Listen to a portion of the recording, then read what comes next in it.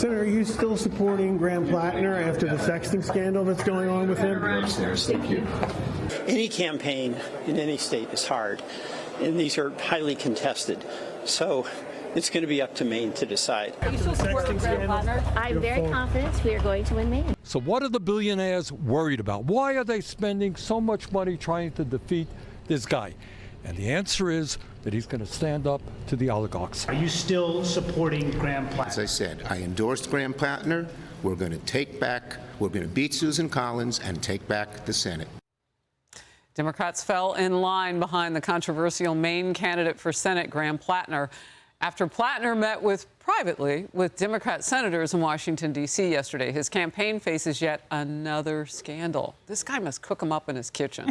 It all started months ago when it was revealed Platner had a Nazi-linked symbol tattooed across his chest. And it had been there for 20 years. He says it's now since been covered up. He claims he didn't know what it was for. The guards at the concentration camps during the Holocaust wore that symbol. This latest controversy involves reports of the married Platner trading sexual messages with at least 6 women who were not his wife. This photo is from an account that appears to belong to Platner on the messaging app Kik. I think it was phustle0331. Wasn't that his handle? And that's just the tip of the iceberg with this guy. Other Platner controversies include praising a Hamas raid that killed 5 Israelis, embracing political violence, calling rural Americans racist and stupid, identifying as a communist, downplaying rape and blaming the victims for their own sexual assaults, mocking a soldier with purple hair. Platner, meanwhile, doesn't seem interested in explaining himself. Do you think you deserve to represent Maine? Do you have no shame? Are there more shoes to drop in your pants? Either. A purple heart. A purple heart. He mocked a veteran with a purple heart. In fact, there was one who had been shot by the Taliban, and he said he deserved to die. Kennedy. Yeah, that's who he was talking about. He's a real scumbag. And, you know, it just goes to show that Democrats, you know, he had the socialist establishment firmly behind him. They have a lot of money.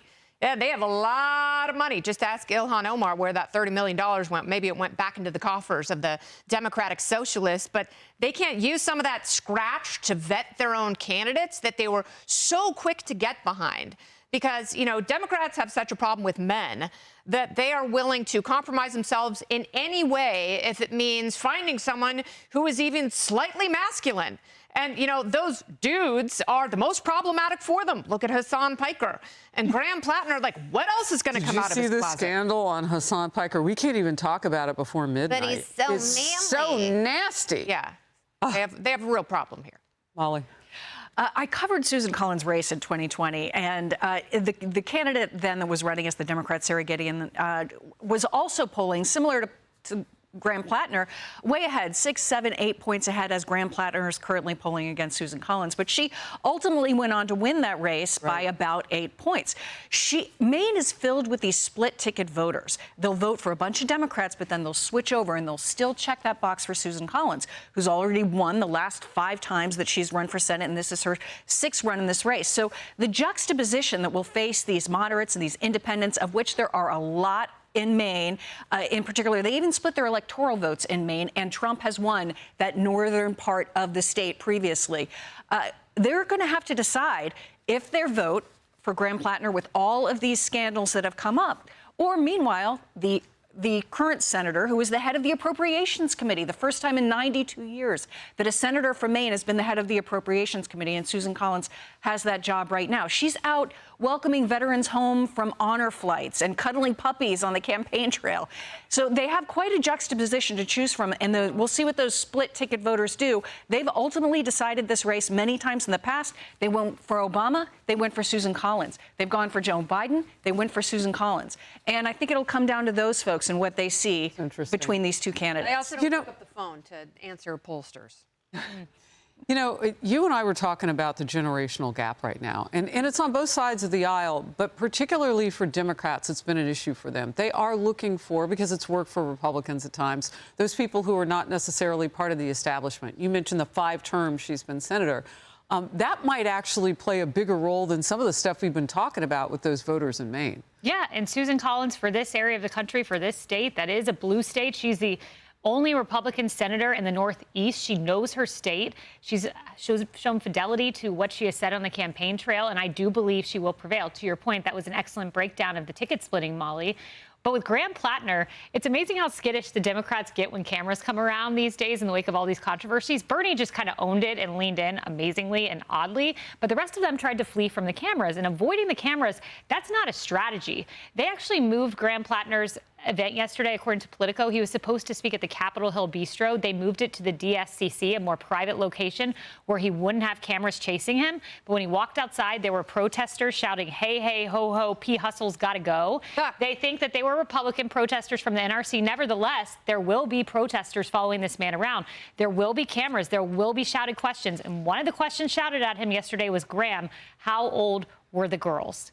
He did not answer, but I do think that's a question that needs to be answered. These girls that he was communicating with during his marriage, I would like to know the age of these girls. We need to dig down deep. We've seen problems with Democrats across the country. This is another one, and you can run from the cameras, but eventually you're going to have to answer them. You're the albatross around the Democrats' neck right now, every single last one of them. We understand the question because there is an eye-popping percentage of youngsters between the ages of 13 and 17 on that Kick app. We know as of 2 nights ago, I didn't check last night again, but I did 2 nights ago, that the app he was still on it.